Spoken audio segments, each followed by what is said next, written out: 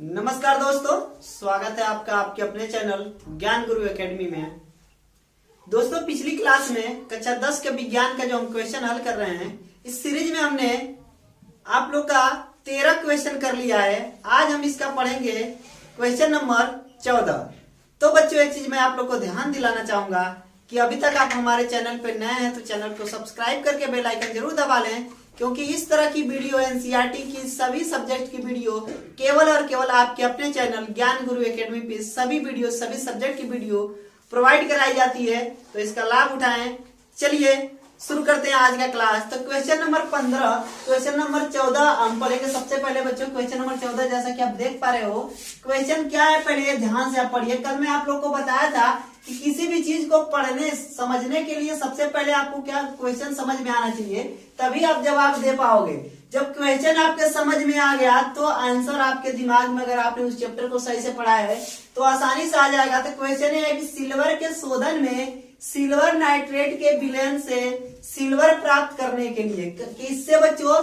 Silver के शोधन में, ठीक है, जो सिल्वर का हम शोधन करेंगे उसमें सिल्वर नाइट्रेट के विलयन, जो विलयन होगा किसका होगा? सिल्वर नाइट्रेट का। सिल्वर नाइट्रेट के विलयन से सिल्वर प्राप्त करने के लिए एक विलयन है। किसका विलयन है बच्चों? सिल्वर नाइट्रेट का। इससे हमें क्या प्राप्त करना है? सिल्वर प्राप्त करना है। सिल्वर प्राप्त करने के लिए कॉपर धातु द्वारा विस्थापन किया जाता है। किस धातु द्वारा विस्थापन करते हैं बच्चों? कॉपर धातु द्वारा विस्थापन किया जाता है। इस प्रक्रिया के लिए अभिक्रिया लिखिए। क्वेश्चन बहुत छोटा सा है। जब भी कोई इस तरह का क्वेश्चन आपके बोर्ड एग्जाम में पूछेगा बच्चों, 1 नंबर का क्वेश्चन वो आपका आएगा। कितने नंबर का? 1 नंबर का। तो सिंपल सी बात है, कॉपर धातु द्वारा विस्थापित किया जा रहा है। तो हम क्या करेंगे? कॉपर धातु प्लस सिल्वर नाइट्रेट, इन दोनों की अभिक्रिया करा लेंगे बच्चों। तो कॉपर धातु यानी कि जो कॉपर आपका है वह Cu होता है, जो कि सॉलिड होता है, प्लस बात हो रही है सिल्वर नाइट्रेट की। सिल्वर नाइट्रेट यानी कि AgNO3। पहले से इस समीकरण को हमने क्या कर लिया? बैलेंस्ड कर लिया, जिसकी वजह से यहाँ पे 2 लगा हुआ है। यहाँ पे जब हम इनकी अभिक्रिया कराएंगे बच्चों तो फिर हमें क्या मिलेगा? CuNO3 का होल ट्वाइस प्लस 2Ag। अर्थात यहाँ पे आप देख सकते हो कि कॉपर नाइट्रेट और यहाँ पे जो आप लोग को यहाँ पे Ag है, क्या आपको प्राप्त हो गया? सिल्वर। सिल्वर के शोधन में क्या प्राप्त करना था? सिल्वर नाइट्रेट के विलयन से हमें प्राप्त करना था सिल्वर, और सिल्वर हमें यहाँ पे प्राप्त हो चुका है। तो बस बच्चों एक छोटा सा क्वेश्चन आप लोग का था, क्वेश्चन नंबर 14। अब आइए देखते हैं क्वेश्चन नंबर 15। प्रश्न संख्या 15 क्या कह रही है कि अवक्षेपण अभिक्रिया से आप क्या समझते हैं? जो अवक्षेपण अभिक्रिया होती है इससे आप क्या समझते हैं? तो अवक्षेपण अभिक्रिया किसे कहते हैं? सबसे पहले आप समझ जाइए किसे कहते हैं। ऐसी अभिक्रिया, ऐसी रासायनिक अभिक्रिया विलेय, क्या है बच्चों? अविलेय लवण बनता है, ठीक है। ऐसी रासायनिक अभिक्रिया जिससे अविलेय लवण बनता है, जो विलयन से पृथक हो जाता है, जिससे क्या होता है बच्चों? अविलेय लवण बनता है, जिससे, ठीक है, अविलेय लवण बनता है। और जो विलयन से पृथक हो जाता है, उस विलयन से वो क्या हो जाएगा? अलग हो जाएगा, पृथक हो जाएगा। पृथक का मतलब क्या होता है? कोई भी चीज अलग अलग हो जाना, तो उससे क्या हो जाएगा? अलग हो जाता है। इसे हम कहते हैं अवक्षेपण अभिक्रिया कहलाती है। तो यहाँ पे इसका भी हम एग्जांपल दे सकते हैं। AgNO3 सिल्वर का नाइट्रेट है, प्लस NaCl यानी कि आप लोग का क्या है? सोडियम क्लोराइड है बच्चों। क्या है? सोडियम क्लोराइड है। जब इनका आप रिएक्शन कराओगे, ये दोनों तो एजेंट हैं, यानी कि आपके क्या है बच्चों? अभिकारक हैं। जब इनका रिएक्शन आप कराओगे तो आपको मिलेगा AgCl यानी कि सिल्वर क्लोराइड प्लस NaNO3। यहाँ पे Na आप लोग का क्या है? सोडियम, और NO3 आप लोग का नाइट्रेट यानी कि सोडियम नाइट्रेट यहाँ पे आपको प्राप्त होगा। तो इस प्रकार की अभिक्रिया को हम क्या कहते हैं बच्चों? अवक्षेपण अभिक्रिया कहते हैं। तो क्वेश्चन नंबर 14, क्वेश्चन नंबर 15 अच्छी तरह से आप समझ चुके हैं। प्रश्न संख्या 16 आप लोग का है बच्चों, ऑक्सीजन के योग या ह्रास के आधार पर निम्न पदों की व्याख्या करें। जो पद दिए गए हैं यहाँ पे देखिए, पद क्या दिया गया, प्रत्येक के लिए उदाहरण दें। फिर बात वही, समीकरण आपको देना ही पड़ेगा उदाहरण के लिए। उपचयन, अपचयन, दो अभिक्रियाओं के बारे में बात की गई है बच्चों। जैसा कि आप सभी को पता है, उपचयन और अपचयन अभिक्रिया दोनों को मिला दें तो यहाँ पे हो जाता है, क्या हो जाता है, रिडॉक्स रिएक्शन। तो आइए हम पहले इनको समझते हैं, उपचयन अभिक्रिया को, उसके बाद समझेंगे अपचयन अभिक्रिया को। ठीक है, इनको बारी बारी से समझेंगे और कहा है कि प्रत्येक के लिए उदाहरण देते हैं, इनके उदाहरण को भी हम समझेंगे। देखिए, वे अभिक्रियाएं जिनमें ऑक्सीजन का योग होता है, यानी कि ऑक्सीजन जुड़ता है, ठीक है, वे अभिक्रियाएं जिनमें ऑक्सीजन का योग होता है उन्हें कहते हैं उपचयन अभिक्रिया। क्या कहते हैं बच्चों? उपचयन अभिक्रिया कहते हैं। जैसे में एग्जांपल देख लीजिए, 2Cu plus O2, copper plus oxygen. यहाँ पे 2Cu प्लस O2 यानी कि कॉपर और ऑक्सीजन का जब अभिक्रिया कराएंगे तो यहाँ पे क्या हो जाएगा बच्चों, कॉपर ऑक्साइड। यहाँ पे ऑक्सीजन का योग हो रहा है, जैसा कि आप देख पा रहे हो। उसी तरह से सेकेंड एग्जांपल भी आप लोग का है, 2H2 यानी कि hydrogen gas plus oxygen gas. अब इसमें भी क्या होगा, ऑक्सीजन का क्या हो जाएगा, योग होगा, तो यहाँ पे क्या मिलेगा हमें, H2O मिलेगा। ठीक है, तो इस तरह से दो एग्जांपल इसके हैं, किसके, उपचयन अभिक्रिया के। उसी तरह से अब आप चयन अभिक्रिया को समझेंगे। वे अभिक्रियाएं जिनमें ऑक्सीजन का ह्रास होता है। ह्रास का मतलब होता है बच्चों कमी। क्या होता है, ऑक्सीजन का ह्रास होता है, ऑक्सीजन की इसमें कमी होती है, उन्हें उपचयन अभिक्रिया कहते हैं। क्या कहते हैं बच्चों? उपचयन अभिक्रिया कहते हैं। ZnO zinc oxide plus C, यहाँ पे C क्या है आप लोग का, कार्बन। तो यहाँ पे क्या होगा, यहाँ पे देखिए बताया जा रहा है कि ऑक्सीजन की कमी होगी तो ZnO, तो यहाँ से ऑक्सीजन की कमी होगी तो Zn प्लस CO यानी कि जिंक प्लस कार्बन डाइऑक्साइड। दूसरा एग्जांपल CuO प्लस H2 यानी कि hydrogen gas, copper oxide plus hydrogen gas. जब यहाँ पे क्या बताया जा रहा है बच्चों, यहाँ पे ऑक्सीजन की कमी होगी तो ऑक्सीजन इनके साथ आएगा, तो कॉपर प्लस CH2, यहाँ पे क्या हो गए, कॉपर प्लस CH2O यहाँ पे आपका होता है। क्लियर है? प्रश्न संख्या 17 को देखते हैं। एक भूरे रंग का चमकदार तत्व X को वायु की उपस्थिति में, इसमें बच्चों वायु की उपस्थिति में गर्म करने पर वह काले रंग का हो जाता है। जब क्या किया जाता है, एक भूरे रंग का कोई चमकदार तत्व है, उसको क्या करते हैं, वायु की उपस्थिति, कोई भी तत्व है, मान लीजिए कि वह तत्व X है, उसको हम किसकी उपस्थिति में, वायु यानी कि बच्चों O2 की उपस्थिति में जब गर्म करने यानी उष्मा देते हैं, उसको क्या करते हैं, उष्मा देते हैं, गर्म करने पर वह काले रंग का हो जाता है।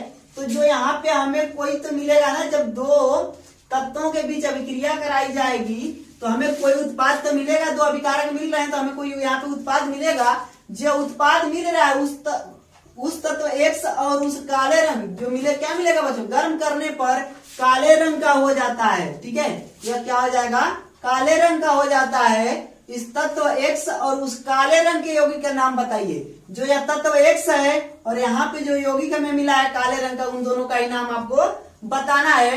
तो क्या है बच्चों, भूरे रंग का जो तत्व है, चमकदार भूरे रंग का जो तत्व होता है उसे हम कॉपर कहते हैं। जो X है वह क्या है, कॉपर है। तो सिंपल सी बात है, X आपका कॉपर है।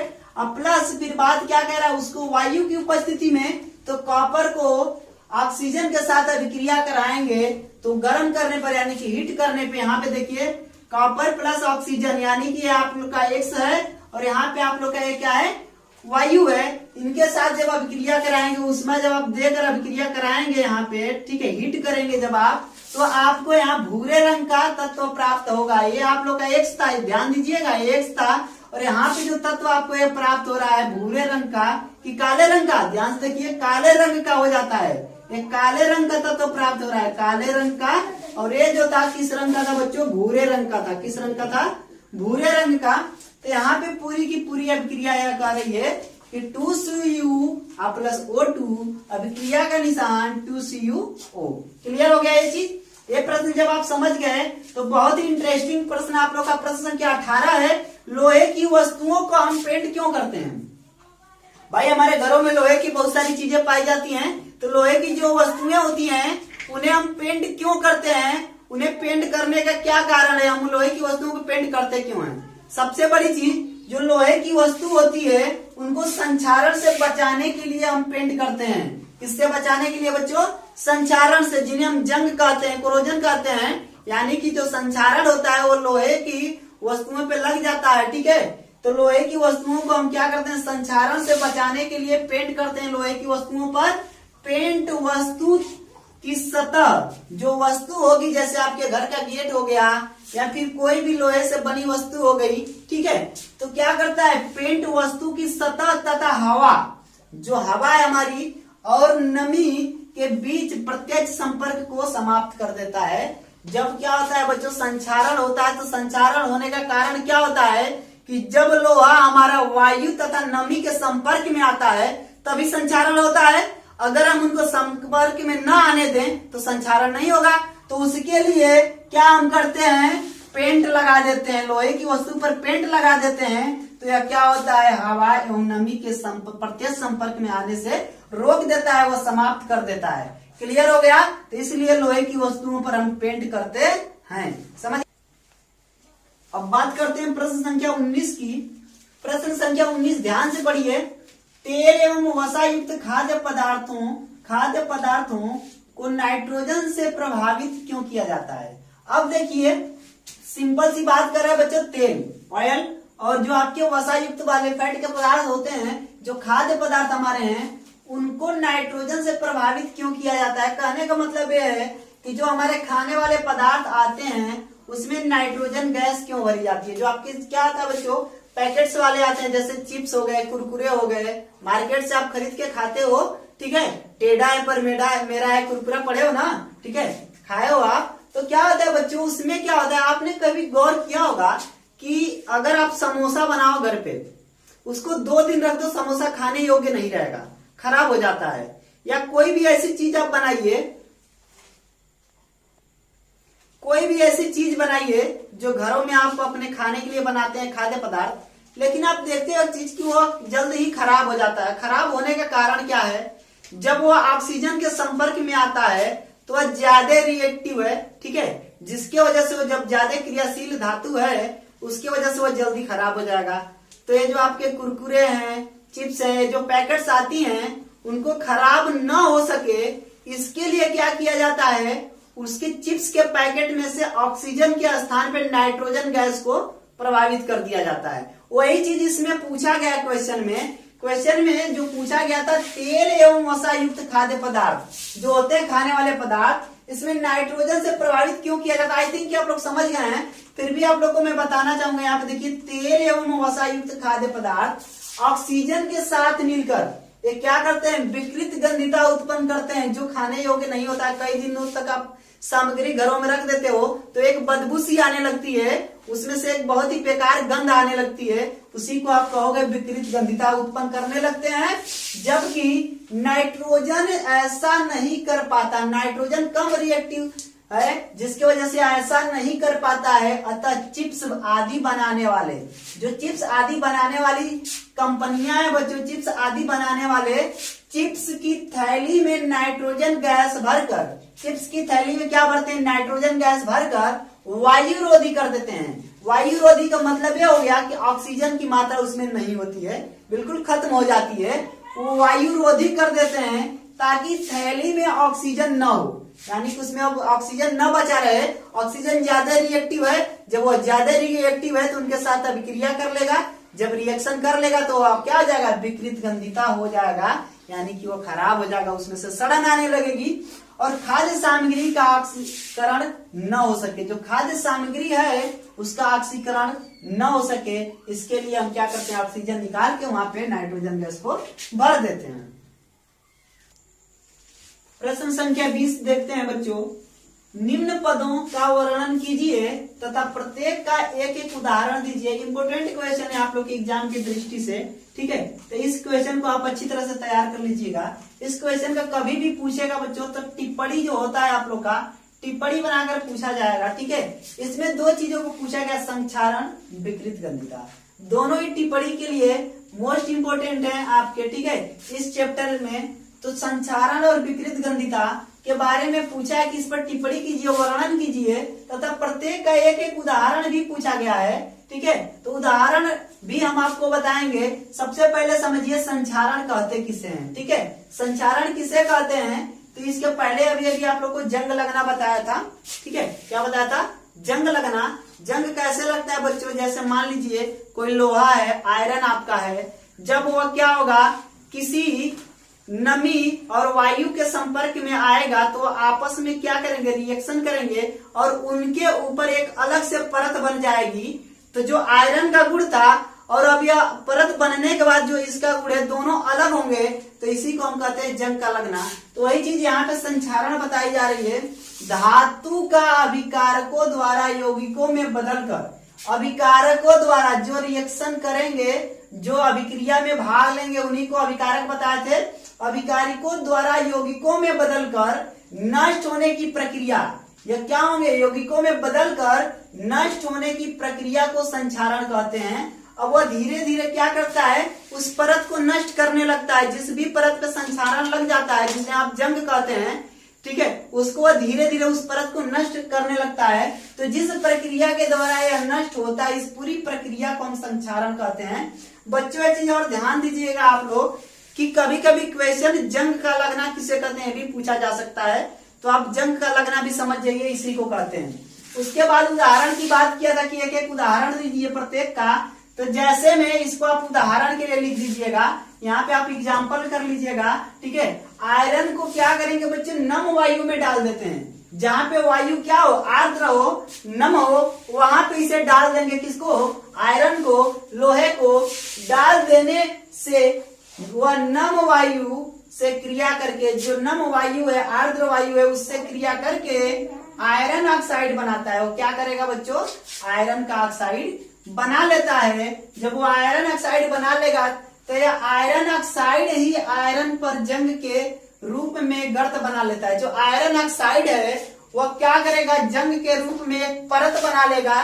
ठीक है, क्या बना लेगा बच्चों, परत बना लेता है। और इस आयरन ऑक्साइड के गुण, जो यह परत बनेगा, इसका यह गुण और आयरन का गुण जिससे वह बना था, यह दोनों एक दूसरे से भिन्न होते हैं। क्लियर हो गया, यह दोनों एक दूसरे से भिन्न होते हैं। बच्चों अब देखेंगे बी ऑप्शन जो आप लोग का दिया हुआ था, विकृत गंधिता।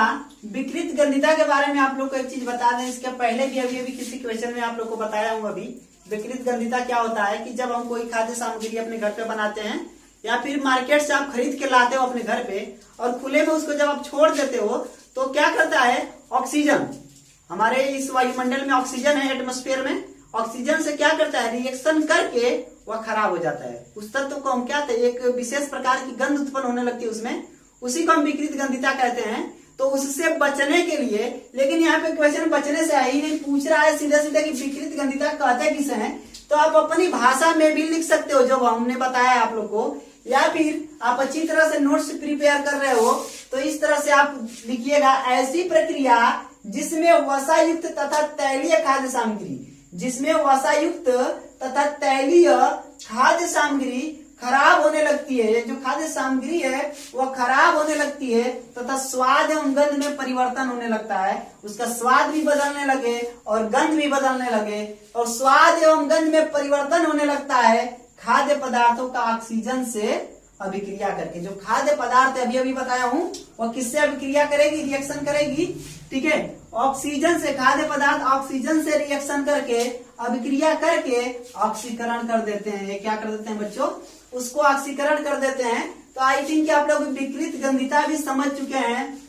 तो यहाँ पे आप लोग का, जो आप लोग को एक चीज बता दूं बच्चों, सबसे पहले हमने शुरुआत की थी आप लोग को कहाँ से इसको पढ़ाना। चैप्टर नंबर 1 है आप लोग का, चैप्टर नंबर 1 को हमने क्या किया बच्चों, टॉपिक वाइज पढ़ाना शुरू किया है। क्या किया है, सबसे पहले आप लोग को टॉपिक वाइज पढ़ाया है। ठीक है, उसके बाद सारी थ्योरी बताने के बाद, पूरे चैप्टर की थ्योरी, इक्वेशन, समीकरण बताने के बाद हमने क्या किया, आप लोग का क्वेश्चन हल करना शुरू किया था। क्या किया था, आप लोग को क्वेश्चन हल करवाया था, page number 6, page number 11, page number 15, और आपके एक्सरसाइज अभ्यास के जो 20 प्रश्न थे, सारे प्रश्नों को आज यहाँ अभ्यास का 20वां प्रश्न भी खत्म हो गया। देख लीजिए 20वां प्रश्न है, यानी कि आपकी एनसीईआरटी की जो बुक है बच्चों, एनसीईआरटी की जो आप बुक पढ़ रहे हो पूरी की पूरी हमने चैप्टर नंबर फर्स्ट पढ़ा दिया हुआ है, 1% भी नहीं छोड़ा है।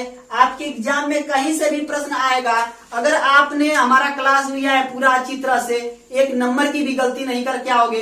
बस मेहनत आपको करना है, रास्ता हम बता रहे हैं, रास्ते पे चलना आपको है, ठीक है। ये सारी चीज हमने बहुत अच्छी तरह से कवर कराया अपने लेक्चरों में। अगर अभी तक आप वो वीडियोज नहीं देखे हो तो बोर्ड एग्जाम की आप तैयारी कर रहे हो 2021 की, 2021 की बच्चों, तो अच्छी तरह से आपको क्या है हमारी वीडियोज देख के अपनी तैयारी करनी है, ठीक है। अपनी पूरी वीडियो देखिए, तैयारी प्रॉपर कीजिए।